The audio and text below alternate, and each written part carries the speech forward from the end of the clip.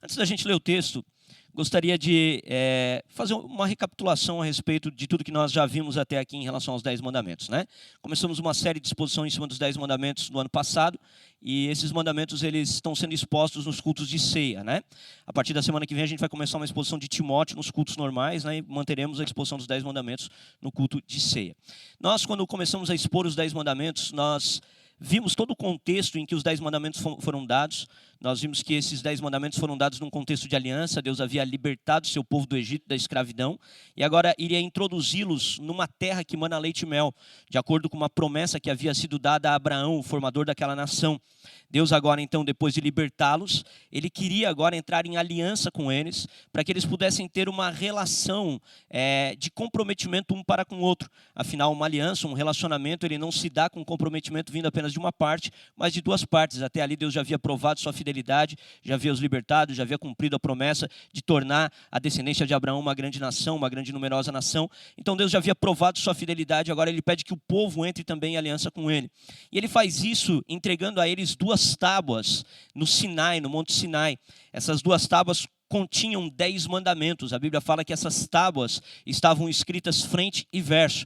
Existem algumas teses, na verdade, muitos eruditos que defendem a ideia de que aquelas duas tábuas não estavam sendo divididas entre uma parte 6 mandamentos e outra parte 4 mandamentos. Na verdade, aquelas duas tábuas representavam as duas vias de um contrato, em cada tábua contendo então os 10 mandamentos frente e verso nessas tábuas. E ali então Deus entrega esses 10 mandamentos e pede que Israel agora obedeça aqueles 10 mandamentos para que se tornasse a nação peculiar de Deus, para que se tornasse o povo de propriedade exclusiva do Senhor. Aquilo ali era quase um pedido de casamento. Deus estava entrando em aliança com eles, dizendo: vocês serão agora minha noiva, vocês serão agora minha esposa, e como minha esposa, vocês precisam obedecer esses mandamentos, vocês precisam, para carregar o meu nome, a Bíblia fala que é o povo que se chama pelo seu nome, para carregar o meu nome, vocês precisam então guardar esses 10 mandamentos. Nós vimos que esses 10 mandamentos estavam divididos em 2 grandes blocos. Os 4 primeiros mandamentos, eles continham o modo como o povo deveria se relacionar para com Deus,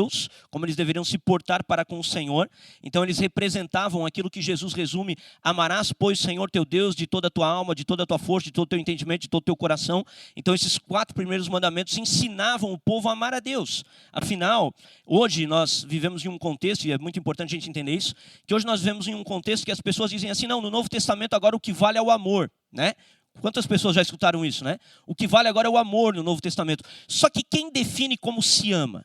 Quem define como se ama é Deus. E os 4 primeiros mandamentos representam como você ama a Deus. Então você tinha ali a ideia de que não deveria se ter outro Deus além do Senhor. Você não poderia criar imagens de Deus corrompendo-lhe a sua glória. Você não poderia tomar o nome de Deus em vão. Você precisaria ter um temor em relação a esse nome. E você precisaria separar um dia entre 7 para descanso em adoração. Ou seja, um dia entre 7 para culto público, para poder realmente estar ali se relacionando com Deus nesse um dia da semana, né? Nesse dia separado da semana. E aí depois vinham os outros 6 mandamentos, que era a segunda tábua. Nesses outros 6 mandamentos, então, Deus ensinava o povo como nós amamos o próximo. Afinal, nós precisamos amar a Deus e amar ao próximo. E nesses outros 6 mandamentos, então, Deus ensinava o povo como amar o próximo. E a gente já explorou ali dessa segunda tábua, né? O 5º mandamento, que é honra teu pai e tua mãe. O 6º mandamento, que é não assassinarás. O 7º mandamento, que é não adulterarás. Esse foi exposto no culto de ceia passado. E hoje, então, nós iremos explorar o 8º mandamento, que é não furtarás. É isso que está escrito em Êxodo, capítulo 20, verso 15, ok? Não furtarás. E aqui, gente, nós temos uma proibição clara vinda da parte de Deus. O mandamento começa com uma negativa, um não, né? Não furtarás. Ele está dando uma ordem, uma proibição aqui direta ao povo de Deus. E a gente já falou sobre isso quando nós exploramos o primeiro mandamento, que dentro do hebraico, da língua hebraica, existem 2 maneiras de você estabelecer uma negação. Existem 2 partículas. Existe a partícula lo e a partícula al. Elas têm uma diferença. A partícula lo, ela estabelece uma proibição que ela é atemporal. Os linguistas, eles chamam isso de proibição apodítica. Ela não é uma proibição casuística, não é uma proibição temporal. Ela é uma proibição atemporal. Então Deus começa dando essa ordem com esse não, com essa partícula lo, estabelecendo ali uma norma que seria atemporal. uma norma que não mudaria, uma norma que perduraria enquanto a terra durar. Enquanto a terra durar, esse mandamento ele está em vigor, ok? Então ele começa dizendo não, e aí ele segue logo na sequência, furtarás. E a palavra furtar aqui no hebraico, ela também tem duas palavras no hebraico que são traduzidas para roubo no Antigo Testamento, que é a palavra genab e a palavra gazal. Essas duas palavras, elas também vão ter uma diferença. A palavra ganab, que é a palavra utilizada aqui nesse texto, ela é uma palavra que estabelece a ideia do furto sem o uso ou emprego de violência. A palavra gazal estabelece o furto com o uso de violência. Então, por exemplo, um assalto à mão armada seria gazal. Um furto numa residência enquanto não tem ninguém em casa seria ganab. E a palavra aqui utilizada é a palavra ganab. Ele está proibindo aqui, então, a questão do furto sem o emprego de violência direta. Ele não está aqui proibindo, ele não está tratando do emprego de violência. Agora, obviamente que o mandamento menor, ele também vai proibir o mandamento maior. Se é proibido entrar numa casa e tirar o bem de alguém quando não tem ninguém em casa, é muito pior ainda entrar numa casa quando tem alguém usando o uso de violência. E aí a gente vai ver que existiam várias diferenças na lei mosaica para a punição desses crimes. A punição de crimes com uso de violência eram muito mais pesadas do que a punição dos crimes em relação a apenas um furto, né? Então, esse mandamento, ele está trazendo essa ideia da proibição do furto, do roubo. Ele está proibindo a gente de tirar algo que pertence a outro, né? E ele, quando proíbe, então, essa questão de você tirar algo que é de outro, ele está proibindo isso e todas as variações que derivam disso, né? Então, o furto, ele seria o quê? Ele seria a subtração do pertence de alguém. Essa é a definição de furto, ok? O que é furtar? É subtrair o pertence que é de outro. Você está subtraindo, você está tirando algo que pertence a uma outra pessoa. Então, um exemplo claro de furto é o que eu dei. Um ladrão que entra numa casa vazia e subtrai os bens nela contidos.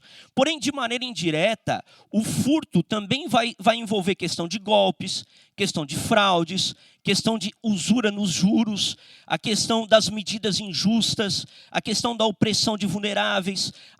Então, ele vai também proibir as questões mais violentas. Obviamente, os usos mais violentos do furto, né? Quando você faz um assalto à mão armada, quando você utiliza do poder que você tem ou da força que você tem para subtrair o pertence de alguém, né? Então, é basicamente isso que esse mandamento está proibindo. Ele está proibindo o furto e tudo que deriva do furto.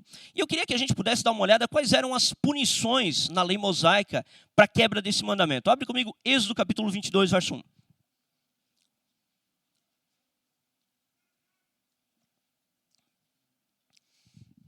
Vocês estão comigo, gente? Então tá bom, vamos lá. Olha que interessante como funcionava a lei mosaica. Êxodo 22, 1 fala assim: se alguém furtar boi ou ovelha e o abater ou vender, por um boi pagará 5 bois e 4 ovelhas por uma ovelha.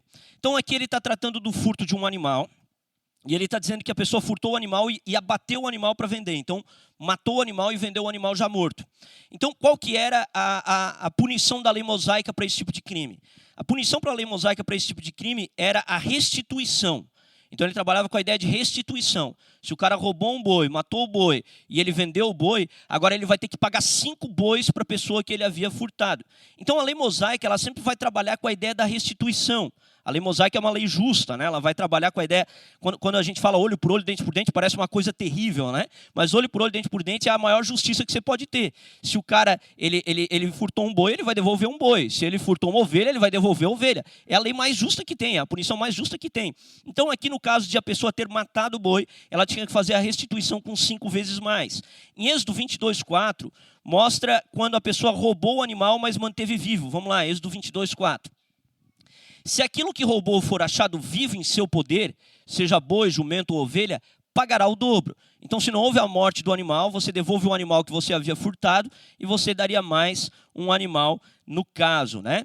Agora, quando havia ali também uma questão de fraude, vamos ver aqui a fraude quando ela era confessada publicamente. Levítico capítulo 6, do verso 2 ao 5.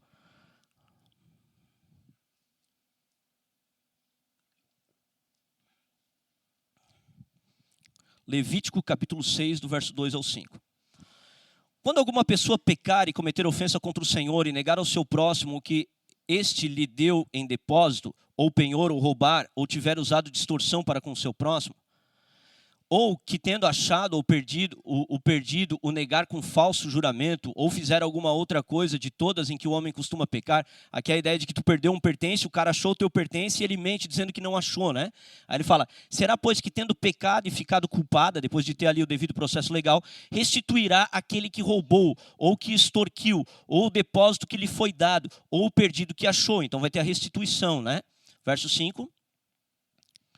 Ou tudo aquilo sobre o que jurou falsamente, e o restituirá por inteiro, e ainda isso acrescentará a quinta parte, 20% a mais. A quinta parte, aquele a quem pertence, lhe dará no dia da sua oferta pela culpa. Então, no caso de uma extorsão, de um golpe, se a pessoa ela fosse pega nessa extorsão, nesse golpe, ela teria que restituir aquilo que ela havia roubado e dar 20% a mais do que aquilo que ela havia roubado, né? E por que eu estou trazendo, gente, todas essas aplicações? Primeiro, porque aqui nós aprendemos o que é uma justiça verdadeira. Aqui nós entendemos como Deus trata as coisas realmente com justiça, né? E segundo, porque nós precisamos entender que o furto, o roubo para Deus, ele não é uma coisa que não tem importância. Não é uma coisa que não tem valor. O roubo para Deus é considerado um pecado e é considerado um pecado grave.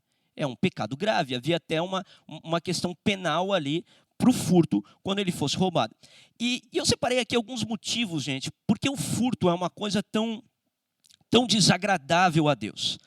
Quando nós furtamos, gente, nós na verdade não estamos apenas subtraindo o bem de uma pessoa. Nós estamos revelando algo que está no nosso coração. E o que está no coração de uma pessoa que pratica o furto? A primeira coisa que está no coração de um pecado, abre comigo, a falta de contentamento. E a falta de contentamento, segundo a Bíblia, é um pecado. Abre comigo 1 Timóteo capítulo 6, verso 8, por favor.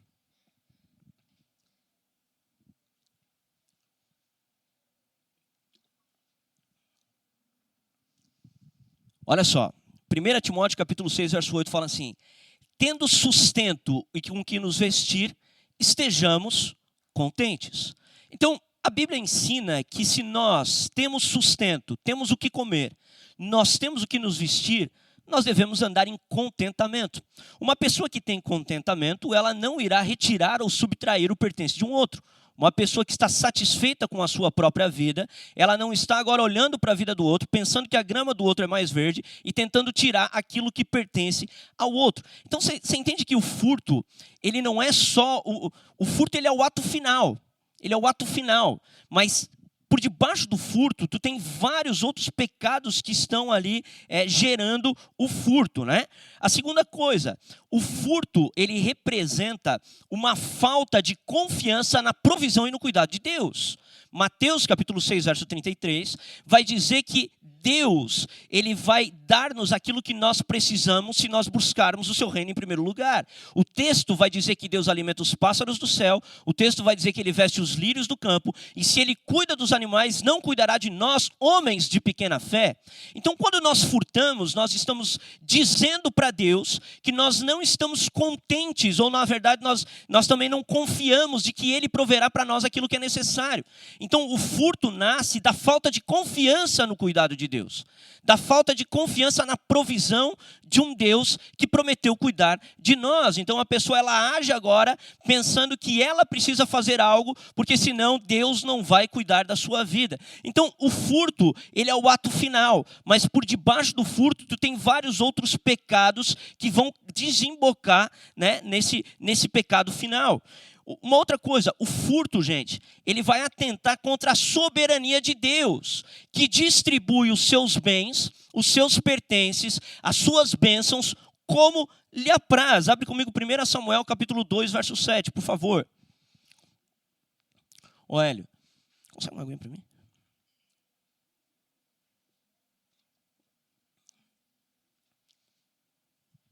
1 Samuel capítulo 2, verso 7, fala assim: o Senhor empobrece e enriquece, abaixa e também exalta. Então o texto é muito claro em nos mostrar que é Deus quem empobrece, quem enriquece, quem abaixa, que também exalta. De modo que Deus, sendo dono de tudo, Ele pode distribuir os seus bens de acordo com a sua própria vontade. E nós não somos chamados agora a termos inveja do ímpio, inveja daquele que possui mais do que nós, porque Deus é quem distribui os seus bens de acordo com a sua própria vontade. Obviamente que existem pessoas que enriquecem ilicitamente, e essas que enriquecem ilicitamente devem ser julgadas no peso da lei e devem pagar pelos seus crimes. Mas, no geral, a Bíblia fala que Deus enriquece e Deus empobrece. Então, quando nós furtamos, nós estamos atentando contra a própria soberania de Deus, que Ele mesmo determinou que tal pessoa teria tanto, tal pessoa teria tanto, e assim nós nos mostramos descontentes com a condição que o Senhor nos deu, e nos mostramos descontentes em relação à provisão e ao cuidado de Deus. Então, quando a gente começa a estudar a questão do furto, a gente começa a ver que o negócio é muito mais embaixo. A gente começa a ver que a situação ela é muito mais um problema do coração do que simplesmente uma atitude que você toma, né? Então, é isso que o problema do furto revela para nós, né? Agora, o furto também ele é cometido de maneira bem mais ampla do que isso, né? A gente viu ali que ele é a subtração do pertence de alguém, mas o furto também é cometido de maneira bem mais ampla. Então, a gente pode furtar a partir do momento que nós não damos a alguém aquilo que lhe é devido. Já tratei isso quando fizemos a exposição de Efésios 4, 28. Né? Então, quando a gente não dá para alguém aquilo que lhe é devido, nós também estamos furtando aquela pessoa. Então, por exemplo, existem pessoas que elas são campeãs em roubar de outras pessoas coisas que são devidas a ela. O tempo, o carinho, a atenção. Pessoas que são ótimas em não dar para as pessoas aquilo que lhe é devido. Nós precisamos entender que o furto, ele sempre vai nascer da ideia de que você é mais importante do que o outro. Abre comigo Filipenses capítulo 2, versos 3 e 4.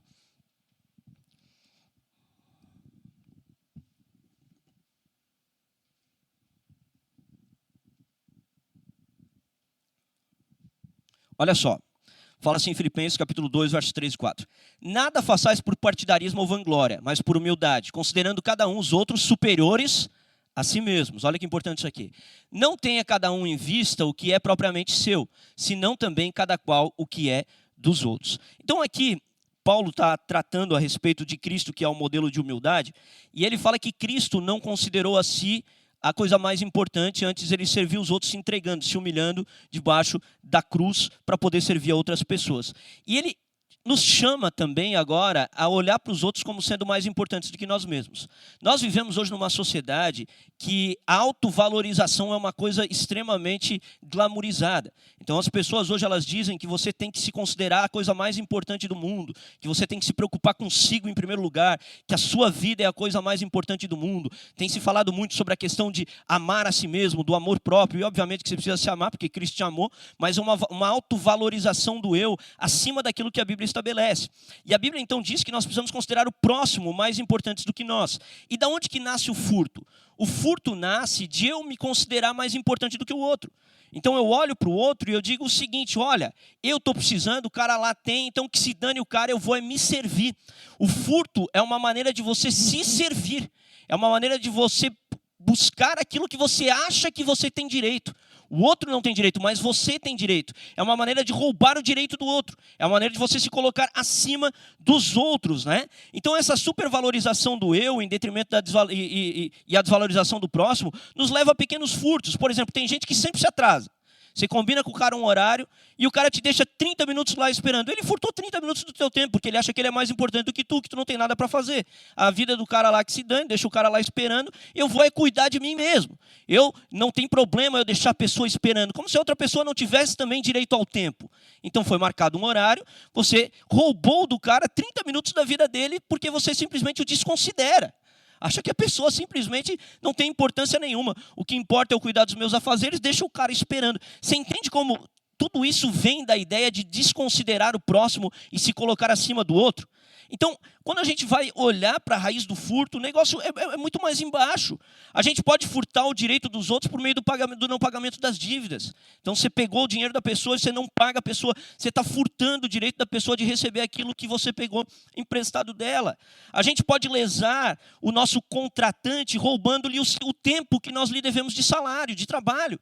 Então você foi lá, assinou a sua carteira, você está combinado que você ganha R$ 30 por hora, e aí nesses R$ 30 por hora, naquela hora que você iria trabalhar, você furta 30 minutos. Você furtou da pessoa que você contratou 15 minutos ali, metade ali do tempo do contrato. Então o furto, gente, não é só ele desemboca no tirar o pertence, mas ele tem uma raiz muito mais profunda. E essa raiz ela vem justamente da desvalorização do próximo e da autogratificação do eu, de se achar a pessoa mais importante. O outro que se dane, o importante é eu fazer a minha vontade. O importante é eu fazer o que eu quero, né? Então, o furto, ele se manifesta de diversas maneiras. Um trabalhador que trabalha e não recebe o que lhe é devido, ele está sendo furtado no seu trabalho. Um cônjuge que não recebe aquilo que lhe foi prometido nos votos do altar, está sendo furtado no seu relacionamento. Um filho que não recebe aquilo que lhe é de direito, é furtado no seu direito de filiação. Um pai que é abandonado pelos filhos para ficar na pobreza, é furtado do direito de honra aos pais. Então, é muito mais complexo do que aquilo que a gente gostaria de imaginar. É muito fácil nós nos levantarmos e dizermos, eu não sou ladrão, eu nunca roubei ninguém. Mas quando a gente começa a aprofundar, a gente começa a perceber aquilo que o apóstolo Paulo disse, não há um justo sequer. Não há ninguém que entenda, não há ninguém que busque a Deus, não há ninguém que faça o bem. Então, nós podemos furtar as pessoas de diversas maneiras. Existem outros casos ainda. Nós podemos furtar a Deus, podemos roubar o Senhor. Como que nós podemos roubar a Deus? Não lhe dando a glória que é devida ao seu nome. Cada vez que você lhe rouba a glória que é devida ao seu nome, você lhe furta a sua glória. Como que você pode roubar a Deus? Retendo mais do que é justo, como nós lemos aqui no provérbio. Você sabe que você tem o dever de dizimar, de ofertar, de contribuir com o reino de Deus, mas você retém mais do que é justo. Você furta a Deus. Quando o tempo que é de separar um dia entre 7 para o Senhor, para culto público, para descanso em adoração, lhe é furtado, você rouba a Deus. Então, o negócio é muito mais embaixo do que a gente gostaria de admitir. A grande verdade gente, é que todos nós somos ladrões. Todos nós já quebramos o 8º mandamento. Todos nós não temos justiça própria. Então, o furto, ele é uma realidade extremamente presente na nossa vida. E nós precisamos vigiar para que possamos cuidar de nosso coração, para que talvez para que a gente não venha cometer esses pequenos furtos, né? Esses pequenos deslizes. Porque, como eu falei anteriormente, talvez se a gente perguntar aqui, quem já subtraiu o pertence de alguém? A maior parte da galera vai dizer que não. Não, nunca roubei nada de ninguém. Eu sei que existe gente que sim também. Mas a maior parte das pessoas vai dizer, não, nunca roubei nada de ninguém. E qual é o problema disso? O problema disso é que isso começa a gerar uma justiça própria nas pessoas. As pessoas começam a se achar superiores aos outros porque não subtraíram um pertence. Não subtraíram algo de ninguém. Mas quando a gente começa a aprofundar o negócio, a gente começa a ver que todos nós estamos debaixo do mesmo pecado, todos nós estamos debaixo da quebra do 8º mandamento. Então, nós precisamos aprender a olhar para o mandamento com um olhar muito mais amplo. Como eu falei no culto passado, quando a gente tratou sobre adultério, cada mandamento ali, ele é o cabeça de uma série de pecados menores ali que estão abaixo dele. Então, você não rouba do nada. Ninguém acorda e fala assim, agora eu vou roubar. Você começa primeiro alimentando alguma coisa no teu coração, um sentimento de injustiça, né? Então você começa, o cara lá tem, eu não tenho. Aí tu começa a se sentir injustiçado. E aí tu vai alimentando. Então, o furto não nasce do nada. E ele nasce justamente dessa ideia de a gente se colocar acima das outras pessoas, da gente não ter contentamento em Deus, da gente não acreditar na provisão de Deus, no sustento de Deus. É daí que nasce toda a raiz do furto. Então a gente precisa aprender a vigiar em relação a essas coisas. Agora, a gente viu também nos outros mandamentos que todo mandamento, toda proibição, todo mandamento que aponta para uma proibição, ele vai também trazer uma justiça oposta. Algo que você precisa praticar que é do lado oposto, né? Então, por exemplo, quando a Bíblia ela fala não assassinarás, ele quer que você, além de não matar, promova a vida. Lembra que a gente viu isso? Agora, o que o 8º mandamento promove? O que ele vai promover? O 8º mandamento ele vai promover, em primeiro lugar, a proteção da propriedade privada. Então, nós precisamos entender que as pessoas têm direito a usar dos seus bens de acordo com o modo como Deus os distribuiu. Então, ele vai defender a ideia da propriedade privada. Ele vai proteger também a ideia da generosidade e da justiça. Abre comigo Atos capítulo 20, verso 35, por favor.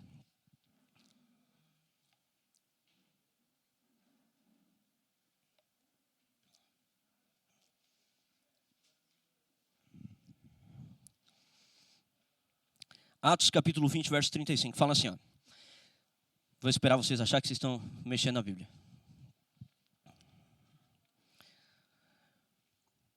Fala assim, ó. Tenho-vos mostrado em tudo que trabalhando assim é mister socorrer os necessitados. Então a Bíblia não manda apenas tu não tirar alguma coisa dos outros. A Bíblia manda também você socorrer aqueles que precisam. Então esse é o oposto do furto. Se o furto é subtrair os bens, a justiça oposta é a doação dos bens, ok? Então ele está dizendo, é mister socorrer os necessitados. E aí ele fala assim, e recordar as palavras do próprio Senhor Jesus. Isso aqui é Paulo falando. Mais bem-aventurado é dar do que receber. Então, o que o mandamento do não furtarás promove é o coração generoso e é a prática da justiça. Nós não podemos apenas não furtar. Nós precisamos também ser generosos. Nós vimos isso em Provérbios 11, 25, quando lemos aqui agora na hora da oferta. A alma generosa prosperará. A quem dá a beber será descedentado. Provérbios diz que aquele que dá ao pobre empresta a Deus. Então, além de nós não tirarmos os pertences dos outros, nós somos chamados a sermos generosos com aquilo que o Senhor tem nos dado. Lembra que eu falei que é o Senhor quem enriquece, é o Senhor quem distribui? Se você tem uma situação mais abastada porque o Senhor tem te abençoado, você também tem que, de modo equivalente, retribuir, usar esse dom que Deus te deu para a glória do nome dele, né? Então nós somos chamados também à generosidade. Olha só o que Efésios 4, 28 vai falar. Esse texto a gente já expôs ele aqui na igreja. Vamos lá. Cara, tu tá rápido, né? Tu sabia o texto já? Como é que tu sabia? Efésios 4, 28. Aquele que furtava, não furte mais. Então, proibição do 8º mandamento. Se você roubar, você não rouba mais. E o que você faz agora? Antes, trabalhe. Então, primeiro você começa a trabalhar, né? Pelo amor de Deus, né? A Bíblia fala que aquele que não trabalha não coma. Amém? Primeira coisa, começa a trabalhar, tá bom? Então, trabalhe, fazendo com as próprias mãos o que é bom, para que tenha com que acudir o necessitado. Então, a justiça oposta à proibição do furto é a questão de você ser generoso, gente. Nós precisamos, como povo de Deus, aprender a sermos generosos. A Bíblia fala que a avareza, ela é idolatria. A avareza é você reter mais do que é justo. Isso é idolatria, isso é pecado contra Deus. E como que nós praticamos, então, essa graça, né? Essa distribuição de bens? Nós praticamos tanto não roubando a Deus quanto não roubando a homens. Nós nos tornamos generosos, né? Então nós precisamos entender que quando nós falamos de não furtarás, a gente precisa também aprender a ser generoso. Uma outra coisa, nós precisamos aprender a ser justos. Lembra que eu falei que o furto ele nasce de você se colocar acima da outra pessoa, então você trata a outra pessoa com injustiça? Por exemplo, você devia para ela um determinado valor e você não paga, você foi injusto com aquela determinada pessoa. Os crentes, gente, o povo de Deus, ele precisa ser chamado a ser justo. Nós precisamos andar em retidão, andar em justiça. E o que é justiça? Justiça é dar a cada um aquilo que lhe é devido. Nós precisamos dar a cada um aquilo que lhe é devido. A Bíblia fala que a quem honra, honra, a quem imposto, a quem, enfim, várias questões ali. Nós precisamos aprender a dar para as pessoas aquilo que lhes é devido. Nós não podemos tratar as pessoas com injustiça, gente. Isso é a quebra do princípio básico da 2ª tábua da lei, ali, dos 6 últimos mandamentos. É falta de amor ao próximo. Então nós amamos as pessoas dando para elas aquilo que lhes é devido. Então se você combinou alguma coisa com alguém, você assumiu ali uma ideia de que aquilo ali é uma dívida para ti agora. A Bíblia fala que seja seu sim, sim, seu não, não. O que passa daquilo é procedência do maligno. Obviamente que existem imprevistos, amém? Todo mundo sabe que existem imprevistos, mas imprevisto é uma coisa. Imprevisto você liga para a pessoa, explica para a pessoa o que aconteceu, pede perdão para ela e depois você acerta a situação. Agora, existem também pessoas que elas não é questão de imprevisto, é simplesmente uma cultura que ela tem, um jeito que ela vive ali, no qual ela trata as pessoas com injustiça. Nós não podemos tratar as pessoas com injustiça. Desse modo, os cristãos devem ser os mais generosos da sociedade, devem cuidar do órfão, da viúva, devem contribuírem na sua igreja, devem cuidar das pessoas. Isso faz parte dos mandamentos de Deus. Isso faz parte das ordens do Senhor. Isso faz parte da justiça devida ao nome de Deus. Você sabe, gente, que a gente tem um problema nos nossos dias, e aqui eu vou fugir um pouquinho. Vai ficar no assunto, mas vou fugir um pouquinho. A gente terceirizou hoje as responsabilidades que são da igreja. Quando você falava de igreja há 200, 300 anos atrás, a igreja era responsável pelos orfanatos, a igreja era responsável pelas escolas, a igreja era responsável pelos hospitais, a igreja era responsável pelo cuidado do órfão e da viúva, pelo cuidado do pobre. Tudo isso era responsabilidade da igreja. Com o abandono do serviço da igreja à sociedade, o que aconteceu foi que uma outra força foi tomando lugar e assumindo esse controle. Então, a igreja foi entregando aquilo que lhe era de sua responsabilidade e foi entregando para uma outra força. O que ocorre é que essa outra força foi se tornando cada vez mais forte e a igreja cada vez mais fraca. Por quê? Porque a Bíblia fala que aquele que serve é que se torna grande. É o que serve que é o maior. Para que a igreja possa ser grande, ela precisa servir.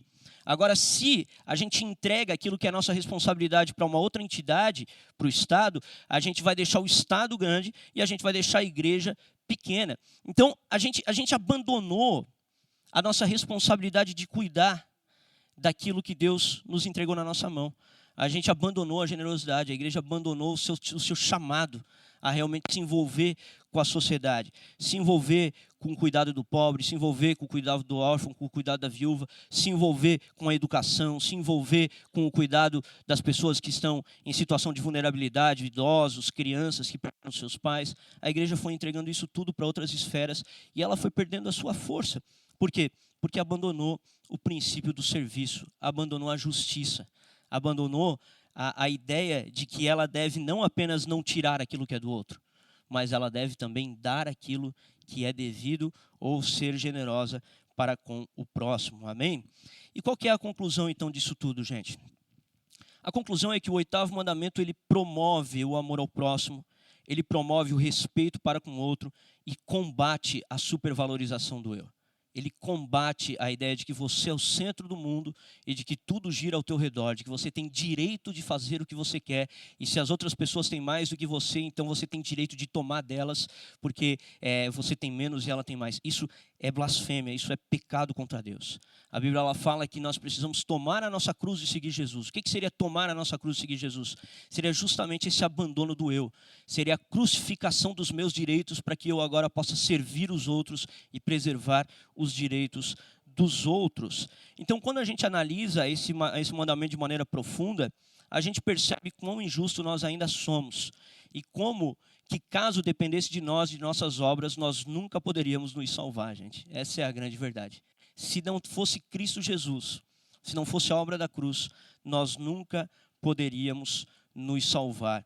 Então, Cristo, ele é, graças a Deus, o Salvador dos homens. Porque se dependesse de nós, gente, nós não seríamos salvos. Nós e todos nós, eu tenho certeza aqui que todos nós já quebramos o 8º mandamento, pelo menos em princípio. Talvez nós não furtamos de maneira externa, talvez você não tirou o bem de alguém, talvez você não entrou na casa de ninguém e tirou um pertence, mas todos nós já cometemos a quebra do 8º mandamento. E a gente precisa entender isso. A gente precisa entender que nós precisamos buscar a Deus para que possamos alinhar o nosso coração com o dele. Precisamos guardar e escrever a lei de Deus no nosso coração. Isso é o princípio da nova aliança. A nova aliança diz que nós teríamos o coração de pedra tirado e receberíamos um coração de carne. Que Deus imprimiria a lei dele no nosso coração para que nós então pudéssemos agora guardar os seus mandamentos, amém? Então, o 8º mandamento, ele vai proteger isso, ele vai proteger o amor ao próximo. E aí eu posso concordar com alguns dispensacionalistas que dizem, não, o que resta agora é o amor. Eu concordo, o que resta agora é o amor. Mas que tipo de amor? Que amor é esse? É o amor prescrito pela lei de Deus. É o amor prescrito pela Bíblia. É o modo como Deus nos ensina a amar. O amor não é apenas uma emoção, ele não é apenas um sentimento, gente. O amor não é um êxtase, não é você fazer carinho na cabeça de uma outra pessoa, não que isso não seja também um ato de amor. Mas o amor ele é muito mais do que isso. O amor ele é uma atitude, o amor é um modo como você vive. Então você olha para o mandamento, você olha para Deus, você fala, cara, eu quero amar a Deus e eu quero amar o próximo. Como que eu faço? Guardando os seus mandamentos. Nós precisamos aprender a guardar os mandamentos de Deus. E, gente, a igreja tem andado muitas vezes tão enfraquecida. E eu não estou aqui dizendo que a igreja do Brasil ela é uma igreja... A igreja do Brasil está em formação, Deus está amadurecendo ela, Deus vai terminar a obra que Ele começou, o Brasil ainda viverá grandes coisas vindas da parte de Deus. Eu não sou um cara pessimista, não sou um cara que vejo um futuro trágico. Não, eu sei que a igreja está em formação. Efésios 4 fala que Ele está amadurecendo a igreja para que a igreja se torne aquilo que ela deveria ser. A igreja vai se tornar aquilo que ela é chamada para ser. Mas o abandono da compreensão dos mandamentos de Deus faz com que a igreja ela caia em descrédito no mundo. Faz com que a igreja ela caia em zombaria. É aquilo que Jesus falou, que se o sal já não serve mais para nada, então ele vai servir só para ser pisado pelos homens. Jesus, quando ele está usando essa ideia ali, ele está falando de algo que era da sua cultura. Na época que Jesus viveu, as estradas eram construídas também com sal.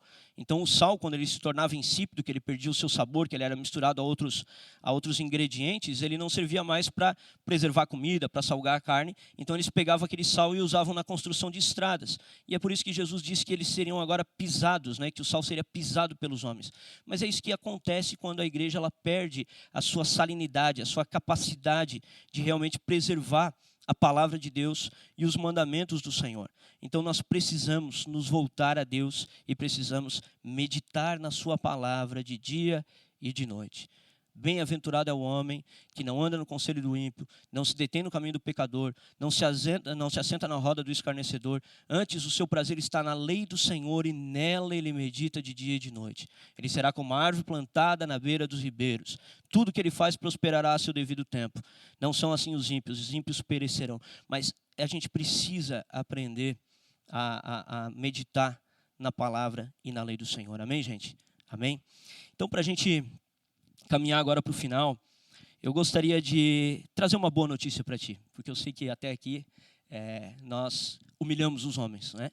E é assim que funciona a palavra de Deus. A palavra de Deus, ela primeiro tem que nos humilhar para que depois a gente possa ser exaltado pela graça e pela glória do nosso Senhor Jesus Cristo, né?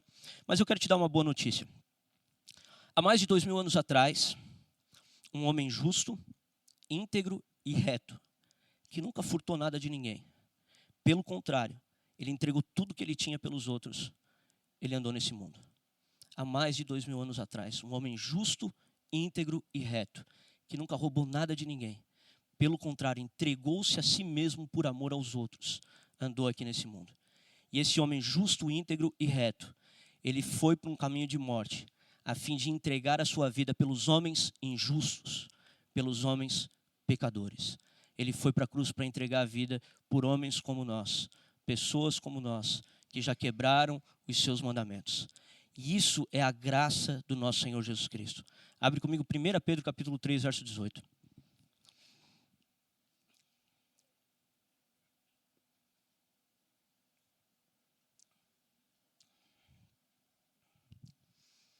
Não pode, tu já botou? Poxa, acho que tu está com uma cópia do meu sermão, hein? Pois também Cristo morreu uma única vez pelos pecados. Olha só que interessante isso aqui.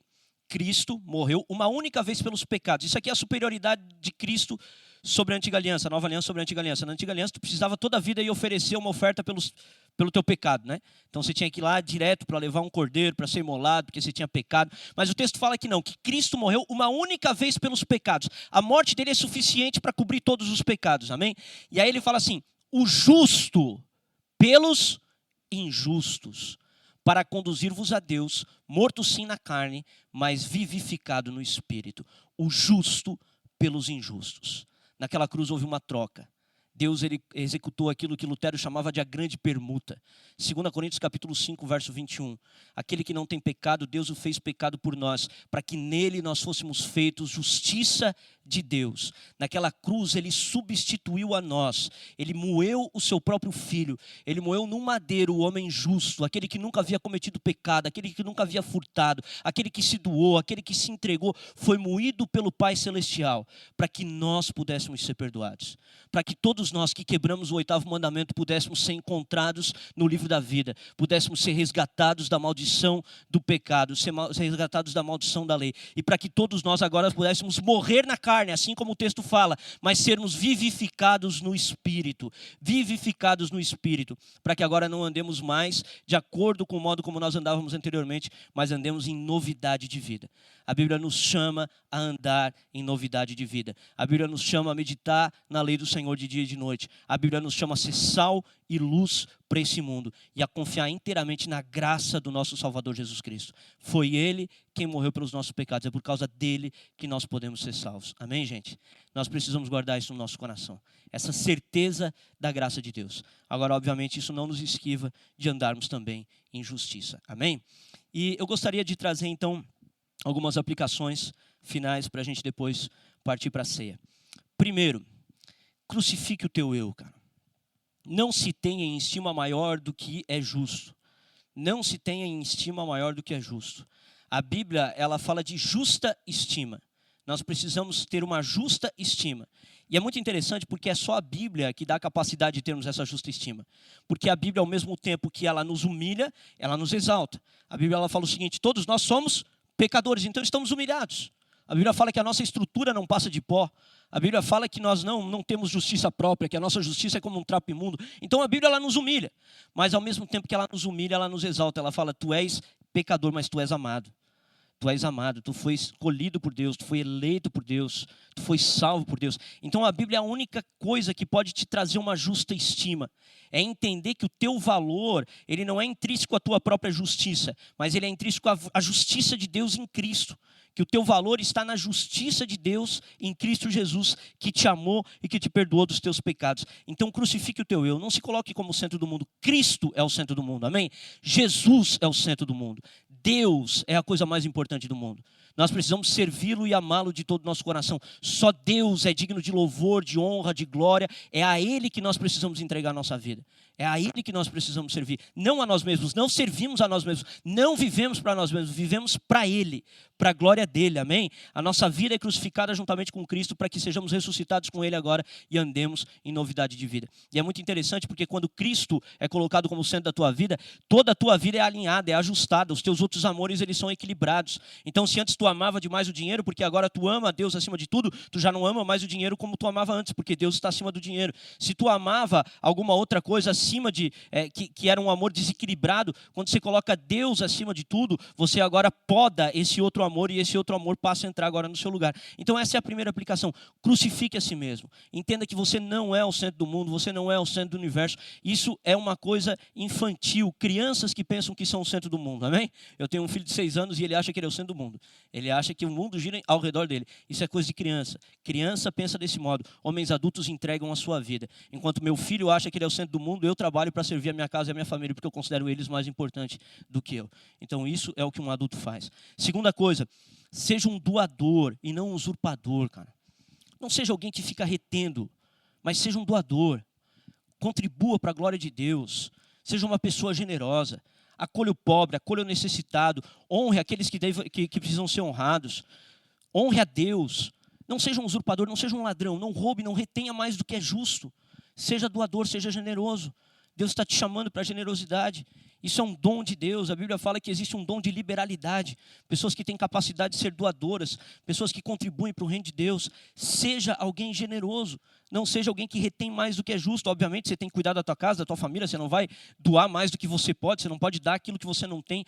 Mas dentro daquilo que te é dado por Deus, dentro daquilo que o Senhor te entregou, seja uma pessoa generosa. Não seja uma pessoa que retém mais do que é justo. E a última aplicação que eu queria trazer é a seguinte: creia em Cristo, cara. Porque só Ele pode te salvar. Não tem outro que pode te levar para o céu. Não tem outro que pode te levar para a vida eterna. A tua justiça não pode te levar. A gente tem um sério problema com essa ideia de justiça. As pessoas olham, mas eu nunca roubei, nunca matei, nunca fiz mal para ninguém. Será? Será que nunca roubamos? Será que nunca matamos? Será que nunca fizemos nada para ninguém? Será que somos tão justos quanto pensamos que somos? E a resposta é obviamente que não. Mas Cristo é. E Jesus é o Salvador dos homens. Amém? Então a última aplicação que eu queria trazer é essa. Creia em Cristo Jesus. Amém? E eu gostaria de convidar a se colocar de pé. A gente vai estar orando e depois a gente vai estar ceando, ok?